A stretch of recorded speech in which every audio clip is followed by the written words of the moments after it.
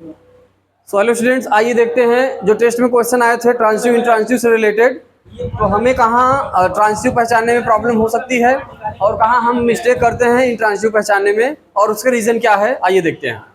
सबसे पहले जानते हैं फाइनाइट वर्ब के दो टाइप होते हैं, transitive verb and intransitive verb. Transitive verb को हम हिंदी में कहते हैं सकर्मक क्रिया, ऐसी वर्ब जो कर्म के साथ है, यानी वर्ब विथ ऑब्जेक्ट। और इंट्रांजिटिव वर्ब को कहते हैं अकर्मक क्रिया, it means verb without object, मतलब क्रिया बिना कर्म के हो, बिना ऑब्जेक्ट के आई हो। आइए देखते हैं first example, the boy flu a kite in the park. लड़के ने पार्क में एक पतंग उड़ाई। अब यहाँ फ्लू क्या है, वर्ब है। अब ये ट्रांजिटिव है कि इंट्रांजिटिव हम कैसे जानेंगे? तो हम वर्ब से क्वेश्चन करेंगे what. The boy flu what, लड़के ने क्या उड़ाया? द बॉय फ्लू व्हाट, तो हमें आंसर मिलेगा अ काइट। अगर ऑब्जेक्ट मिल गया तो ये ट्रांजिटिव है, ट्रांजिटिव हो गया।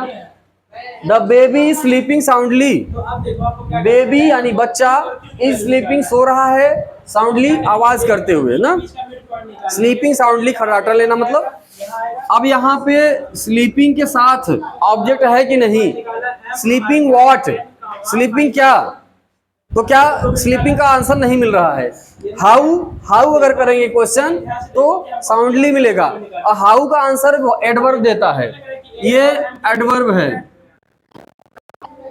तो इस वर्ब के साथ ऑब्जेक्ट नहीं है, साउंडली जो है ऑब्जेक्ट नहीं है, स्लीपिंग जो है इंट्रांजिटिव वर्ब हो गया। इन दोनों के बीच का मिड पॉइंट निकालेंगे तो क्यू की वैल्यू पता हो जाएगी, और निकाल दो इसके इंट्रांजिटिव वर्ब हो गया। The third example, she bought a new dress yesterday, उसने कल एक नया ड्रेस खरीदा। सी बॉट व्हाट, उसने क्या खरीदा? अब अगर व्हाट का आंसर मिल रहा है तो ऑब्जेक्ट है, ये अगर आप ऑब्जेक्ट मिल गया तो ट्रांजिटिव वर्ब हो जाएगा। तो बॉट, बॉट में क्वेश्चन लगाओ व्हाट, क्या खरीदा? अ न्यू ड्रेस, आंसर मिला यानी ऑब्जेक्ट अ न्यू ड्रेस, इसलिए ये ट्रांजिटिव वर्ब है।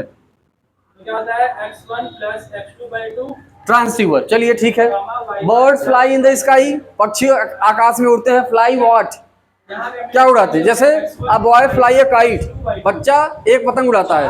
फ्लाई व्हाट, क्या? काइट, ऑब्जेक्ट है वहां। बट यहाँ फ्लाई इन द स्काई, आसमान में उड़ता है। अगर हम वेयर आंसर करेंगे, फ्लाई वेयर, तो हमें फ्रेजल प्रीपोजिशन मिलेगा, ऑब्जेक्ट नहीं मिलेगा। हमें ऑब्जेक्ट जानने के लिए वर्ब से क्वेश्चन करेंगे व्हाट, फ्लाई व्हाट, तो आंसर नहीं मिला। Where in the sky, where का आंसर मिल रहा है तो ऑब्जेक्ट नहीं है, तो फ्लाई है इंट्रांजिटिव वर्ब। ये मिड पॉइंट आ गया ए और बी के बीच का, intransitive verb. The chef, CHEF, chef, the chef prepared a delicious meal, chef ने एक स्वादिष्ट व्यंजन तैयार किया। द सेफ प्रिपेयर्ड व्हाट, क्या प्रिपेयर किया? अ डिलीशियस मील, यानी ऑब्जेक्ट इस वर्ब के साथ ऑब्जेक्ट आया है, तो ये ट्रांजिटिव हो गया।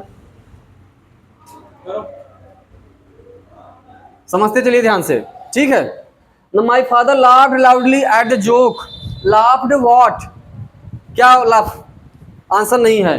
हाउ, हाउ आंसर करें तो लाउडली है, लेकिन ये एडवर्ब है तो ऑब्जेक्ट वर्ब नहीं आया है, एट द जोक भी नहीं है ऑब्जेक्ट, तो लाफ ट्रांजिटिव वर्ब हो गया। इतना पास में रखो कि सेंटर में न लगे। समझ में आ गई बात? चलिए नेक्स्ट क्वेश्चन देखते हैं, इसी टेस्ट पेपर से क्वेश्चन सॉल्व हो रहा है। क्वेश्चन है the sun rises in the east, the sun rises in the east, सूर्य पूरब में उगता है। राइजेस व्हाट, क्या राइज हो रहा है? राइजेस के बाद ऑब्जेक्ट नहीं आ रहा है। Where in the east, where का तो आंसर मिल रहा है, फ्रेज प्रीपोजिशन, बट ऑब्जेक्ट नहीं है मेंशन, तो ये वर्ब जो है इंट्रांजिटिव हो जाएगी, इंट्रांजिटिव वर्ब हो गई।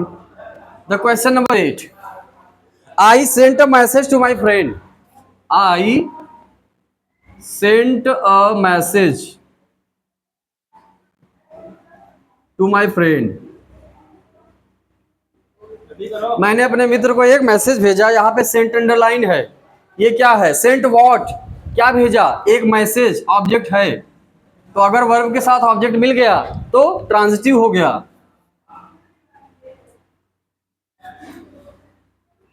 क्वेश्चन नंबर 9, फायर बर्न्स, आग जलती है। क्वेश्चन क्या कह रहा है हमको कि हमको फाइंड फायर की वैल्यू फाइंड करना है। बर्न्स, आग जलती है।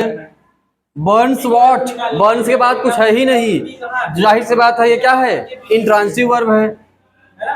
तो अगर हम ए और एफ के बीच का मिड पॉइंट निकालेंगे तो बी की वैल्यू आ जाएगी। बी कहां लोकेट है? लास्ट एग्जांपल, अगर हम सी ओपेंड द विंडो, उसने खिड़की खोला या वह खिड़की खोली। सी है ना, लिखेंगे mid point of opened the window. Opened what, क्या ओपन किया, निकालो फटाफट। विंडो, ऑब्जेक्ट है। अगर ऑब्जेक्ट है तो ये ट्रांजिटिव वर्ब होगा। TRANSITIV। मेरा मतलब तो आप उम्मीद करते हैं कि आपको ट्रांजिटिव और इंट्रांजिटिव में डिफरेंस समझ में आ गया होगा। अब एक इंपॉर्टेंट बात और, ऑब्जेक्ट किसी वर्ब के दो ऑब्जेक्ट होते हैं और दोनों का सीक्वेंस क्या है, वो दोनों ऑब्जेक्ट क्या है, आइए देखते हैं क्या है। तो किसी भी वर्ब के यानी object of the verb, object of the verb, verb का ऑब्जेक्ट, तो ये ऑब्जेक्ट जो है दो होते हैं, यानी ऑब्जेक्ट एक भी हो सकता है और एक से अधिक यानी दो भी हो सकता है। तो दो ऑब्जेक्ट होंगे तो पहला ऑब्जेक्ट होगा इनडायरेक्ट ऑब्जेक्ट, इनडायरेक्ट ऑब्जेक्ट, और दूसरा ऑब्जेक्ट होगा डायरेक्ट ऑब्जेक्ट। अब डायरेक्ट इनडायरेक्ट नाम पे तो हमने सुना है कि डायरेक्ट स्पीच, इनडायरेक्ट स्पीच जो कि नरेशन का पार्ट है, ग्रामर का एक चैप्टर है। तो अब ये ऑब्जेक्ट में भी डायरेक्ट इनडायरेक्ट आ गया, ये क्या है, तो इनडायरेक्ट ऑब्जेक्ट होता है लिविंग थिंग्स, लिविंग थिंग्स, और जो डायरेक्ट ऑब्जेक्ट है उसमें आती है non living things.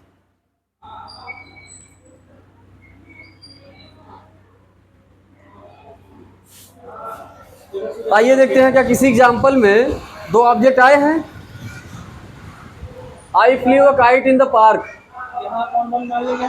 the baby is sleeping soundly, she bought a new dress yesterday, birds fly in the sky, chef prepared a delicious meal, my father laughed loudly at the joke, the sun rises in the east, I sent a message to my friend।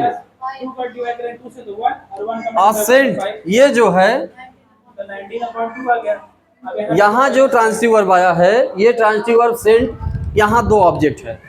Saint what, क्या भेजा, message, किसको, my friend, अपने friend को। तो ये जो my friend है वो इनडायरेक्ट ऑब्जेक्ट है और जो मैसेज है वो डायरेक्ट ऑब्जेक्ट है। तो इस तरह से एक वर्ब के दो ऑब्जेक्ट हो सकते हैं, पहला होता है इनडायरेक्ट ऑब्जेक्ट, दूसरा होता है direct object. Indirect object means living things, किसी पर्सन का नाम होगा ना, और नॉन लिविंग थिंग्स के लिए डायरेक्ट ऑब्जेक्ट होगा। तो उम्मीद करते हैं आप लोग को समझ में आ गया होगा। ठीक है, आप इस एग्जाम्पल्स की प्रैक्टिस करेंगे, ट्रांजिटिव इंट्रांजिटिव को अच्छे से समझेंगे तो आपको कभी भी इस टॉपिक में प्रॉब्लम नहीं होगी। ओके।